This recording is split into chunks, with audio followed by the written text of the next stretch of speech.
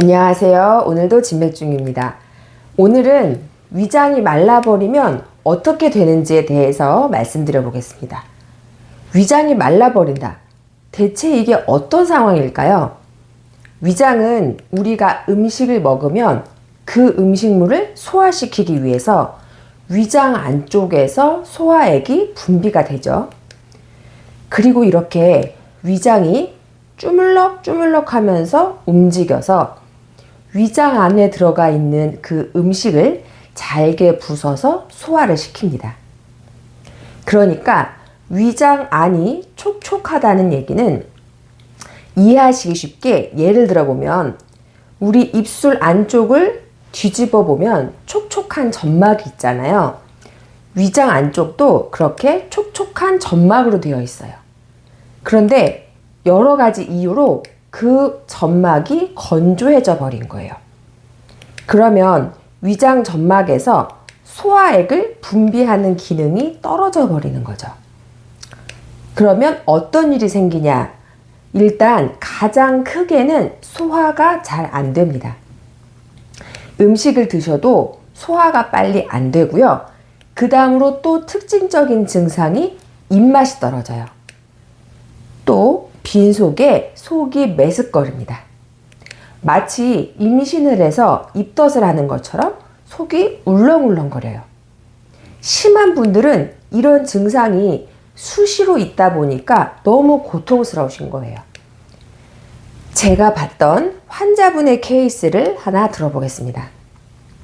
이분은 어떤 증상이 가장 불편해서 오셨냐 하면 음식을 먹기는 먹어야 되는데 음식을 조금만 드셔도 소화가 잘 안 되고요.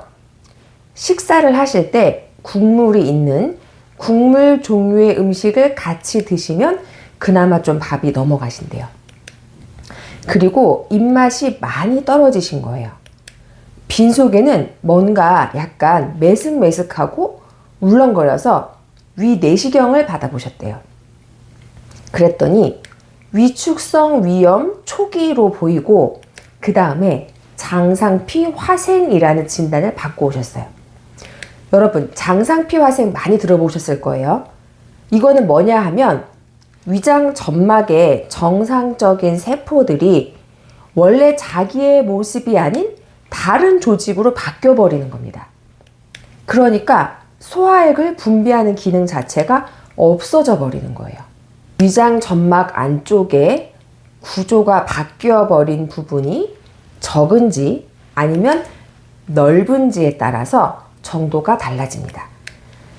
이 환자분을 제가 진찰을 해보니까 사실 그 맥이라고 하는 거는 혈관 안에 혈액이 어느 정도 차 있으면서 그 다음에 그 혈액이 흘러가는 힘, 어떤 분위기, 느낌, 세기, 굵기, 빠르기 이런 것들을 다 보는 게 진맥을 하는 거거든요.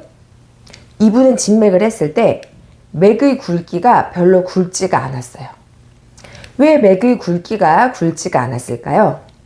그 안에 들어있는 혈액이 충분하지가 않으면 아무래도 맥 굵기 자체가 얇아지겠죠. 그리고 위아래로 짚었을 때 그 깊이도 그렇게 깊지 않았어요. 또 맥이 되게 건조한 느낌이 많이 들고요. 맥의 긴장도도 많이 높았습니다. 그 다음 혀 상태를 보니까 아무래도 위장의 기능이 떨어져 있으니까 혀에 백태가 제법 끼어 있었습니다. 자, 그리고 이제 이분께 여쭤봤죠. 그 전에 평소 식사 생활이 어떠셨어요? 라고 여쭤보니까 일하시는 것 때문에 바쁘기도 하고 만약에 되게 바쁘거나 아니면 그냥 드시기 싫거나 이러면 식사를 거르신 거예요. 드시기 싫으시면 안 드시고 그러다가 배가 고프잖아요? 그러면 그때 가서 드시고 폭식이나 과식은 많이 하셨던 건 아닌데 식사를 너무 자주 거르셨던 겁니다. 그런데 여러분, 이 식사를 제때 한다는 게 얼마나 중요한 건지 꼭 아셔야 합니다. 건강을 지키는 데에는요, 뭔가 특별한 방법, 특별한 비법이 있는 게 아닙니다.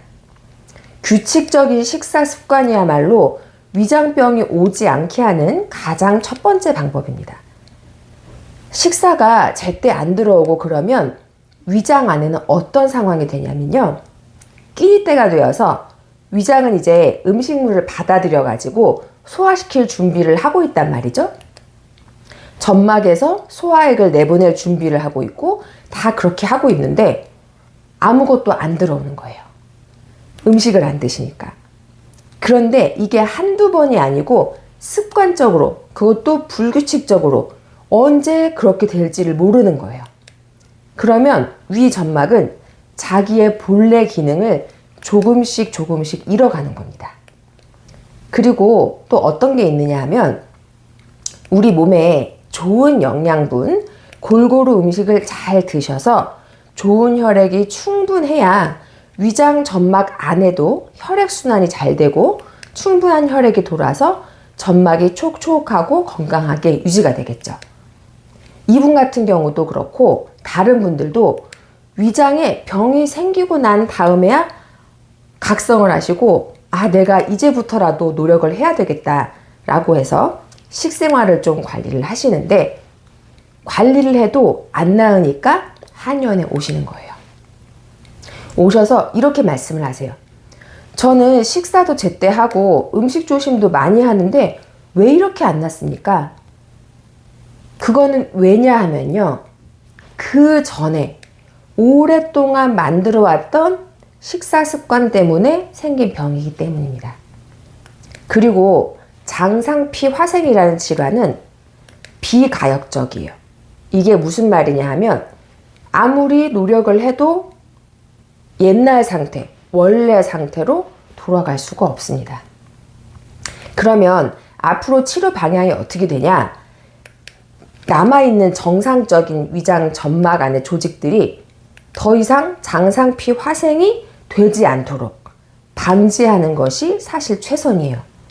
그래서 환자분은 환자분대로 식사생활 관리를 잘 하시고 한의학적으로 치료하는 방법은 이 위장 점막을 계속 촉촉하게 유지를 하고 그 다음에 여러분 이 위장 점막이 건조해졌다고 할 정도면 위장의 그 쭈물럭거리는 힘은 좋을까요?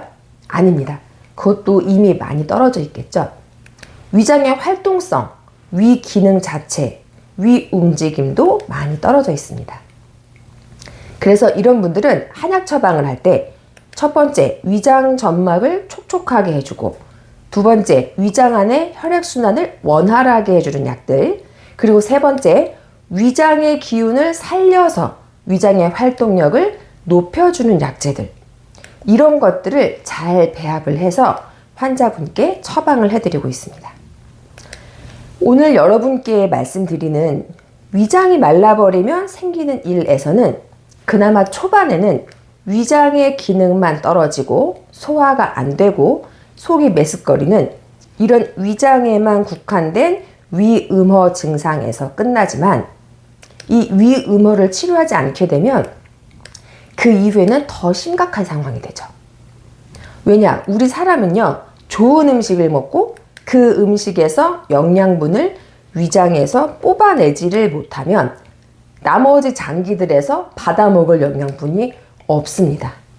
그러면 전체적인 체력 저하, 면역력 저하는 반드시 따라오게 됩니다.